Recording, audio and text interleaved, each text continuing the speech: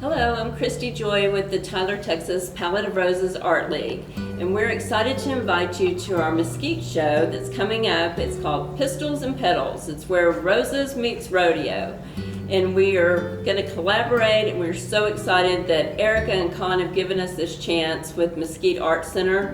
Now I'm going to pass it to our very own cowgirl and barrel racer, Heather Burris. Thanks so much, Christy. I'm just so excited to bring my cowgirl flair to Mesquite.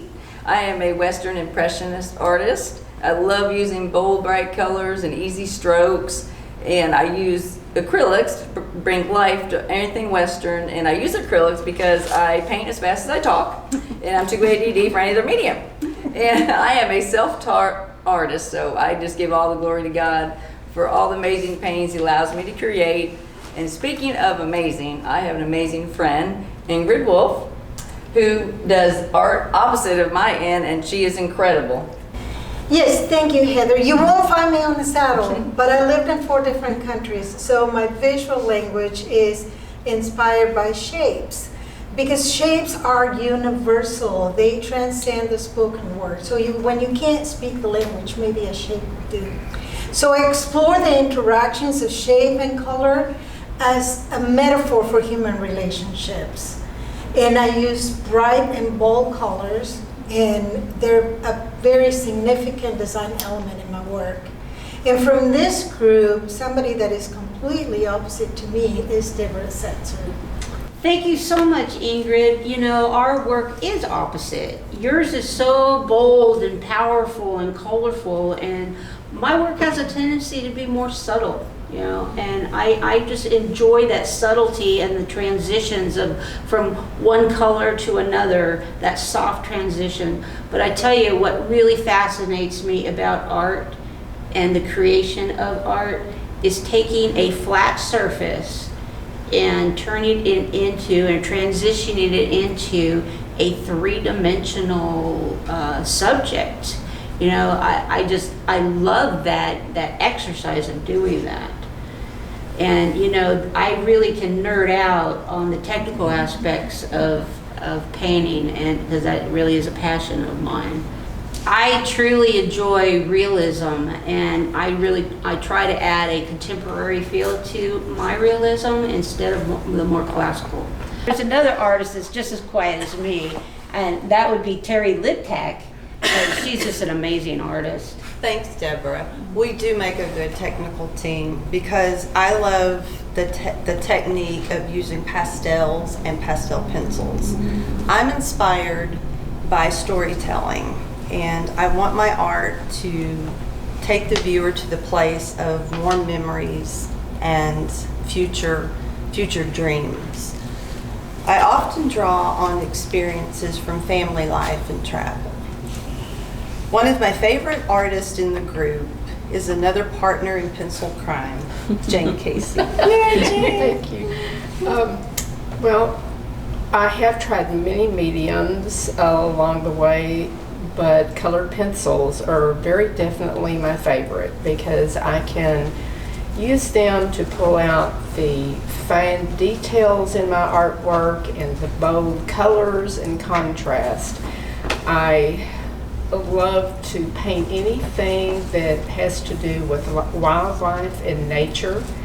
I'm inspired by so many of these wonderful artists that are in this group. They keep me going, they keep me encouraged, and one of my favorite persons is Mollie Jones, who loves detail and color just as much as I do. That's true.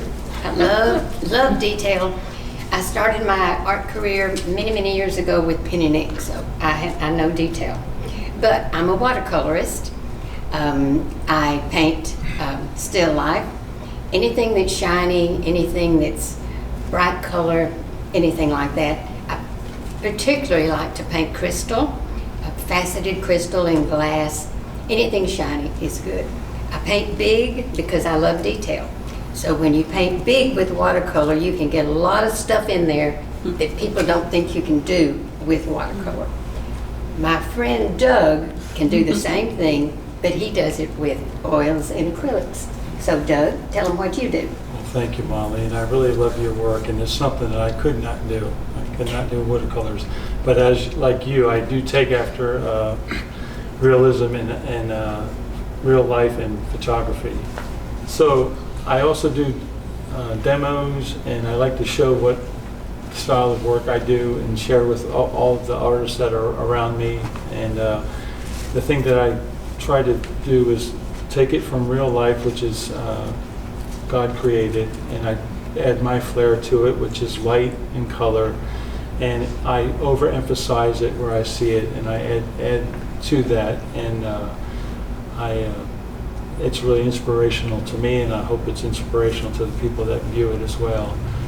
There's a lot of talent in this room, and I think it's going to be a very good show, and I want to thank Christie Joy, and I want to pass it off to you.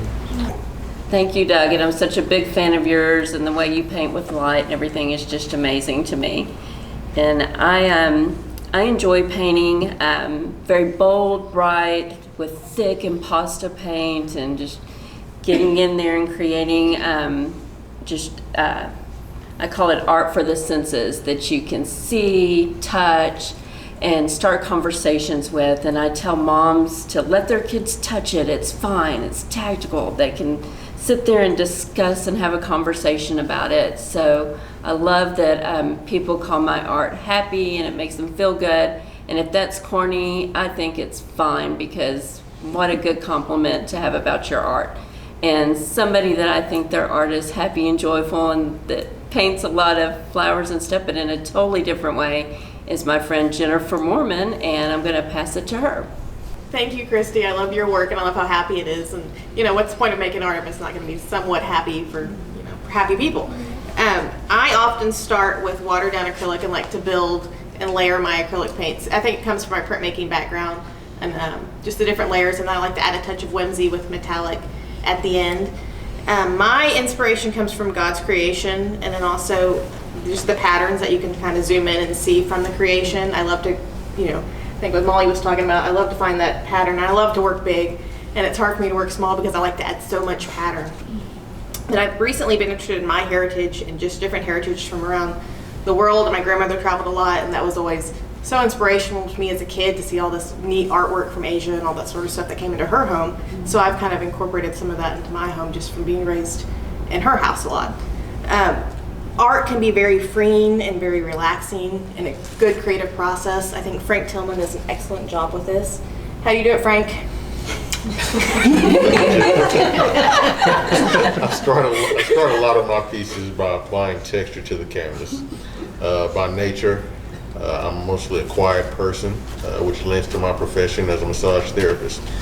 I hope that I would like for my art to be captivating and thought-provoking. I hope people can take away hope, joy, and conversation from my art, as I'm inspired by the Holy Spirit and everything around me. It's also interesting to hear about other artists' journey, like my friends Tina and Mark Saczek. Two different careers, two different ideas working together. How do you guys do it? For me, art serves two purposes. For one, it's a stress relief. It allows me to refocus on something else. And the other primary reason, I love sports. I love sports history. And I kind of use my my interest in art and combine that with sports and sports history together. And I am a special ed teacher, and work can be stressful, and to me it is a release of stress and also creativity. And I love color and abstract, and I do acrylics and fun, where Mark is the detail guy in life and in painting. He does realistic details, and I do the more fun stuff because I'm more fun. Yes, you are. So with our different styles and different techniques, with her abstract and my realistic art, it's just a fun, it's the ability to kind of mix those two together, kind of like a marriage. And almost you're looking at it if the sum is greater than the parts, and kind of mix and having that same concept, whether it's in art or marriage. So we have art that he has his art, I have mine, and then we have some that we've combined that will be in the show. So many amazing artists, and we have some that do painting as well as 3D art and lots of other things. So I'd like to introduce you to my friend Sylvia Morse. Art is definitely an escape from reality. When you're doing art, it's like a magical feeling, like everything else goes away. You have no problems. And so when I create, it's all of my heart and my soul is in the pieces that I'm working on. And I work in all kinds, clay, paint, metal. But I have a friend here who I want to be just like when I grow up. My friend Alicia, who works with fiber. Thank you, Sylvia, very much. And I'm very much like you. I know you say you want to be like me when I grow up, but I always say I want to be able to be like you as well. But right now, currently, I am working with wool, which is really derived directly from the sheep after it is washed and dyed. So I am a self-taught needle felter. However, now as I have learned so much about this art media, I am now studying with a master in Budapest, and I study via Zoom. And this has opened a lot of doors for me because I had no idea with soap and water I could create such wonderful sculptures such as hats and vases or anything that takes shapes. Sadly for my media, wool is very difficult to find in Texas, and so all of my media has to be ordered. Usually it comes from Europe, so I always have waiting periods as to when I can get the wool, when I can get the color, so it's kind of a little difficult, but it has also made me very patient. With having said that, I will now introduce you to Nicole, another sculptor. Hi, yes. I'm a Filipino sculptor that works with metal. What's fascinating about working with metal is that, of course, it seems like a very hard object, you know. But when you create something, it becomes malleable and soft when you see it, when you feel it. And I've been very, very fascinated with lights and shadows. So sometimes I imagine myself being a very, very small person within that art piece, and I can look around and everything and feel it, you know, getting that experience. And working with metal is totally different because you pour your total persona into it. Because when you work with metal, there's, you know, you get cuts, you get burned, everything. So you really create something that it becomes a piece of you, and vice versa. And I'm also fascinated with clay, which is really organic in such a way. So I'd like to have my friend Nicole talk about creating her work with clay. I started working with clay after taking a class locally and haven't stopped since.